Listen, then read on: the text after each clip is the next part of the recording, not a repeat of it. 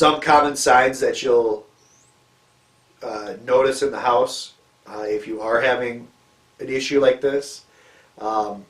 Obviously, slow drains or just backing up into the house. Those are the obvious ones. But you want to be mindful for gurgling sounds in the plumbing. So if, say,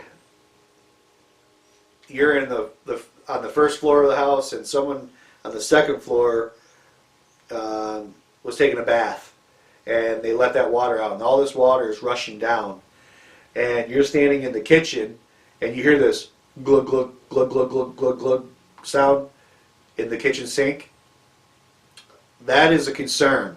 What's happening there is because the system is not draining properly, it's holding water, and so the water level is raised up in the tank higher than it should be. And it's caused the inlet pipe from the house coming into the tank to now be underwater.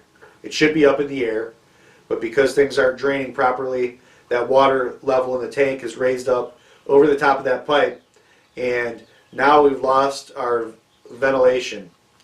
All the plumbing in the house, the septic tank, the septic system, all vents up through the roof. You know, you got the pipes sticking up through your roof. Those are vents that allows any of those gases in the plumbing or the septic system to escape through the roof and out of the house. But when that pipe is underwater, we lose that airflow. So when that water from the house is rushing down the line, it comes into the plumbing down towards the septic tank, and instead of having that open air space, that's cut off. So as that comes down, the air, any air that was in the line gets pushed back, and it's forcing it up out of the traps under one of your drains. So that's what's happening when you hear that glug glug glug sound. It's air being forced out of your plumbing into the house, and the reason for that is that line is underwater, and the airflow is not allowed to move like it should. So if you ever hear that gurgling sound, that is a cause for concern. You want to get your septic tank opened up and find out what the problem is.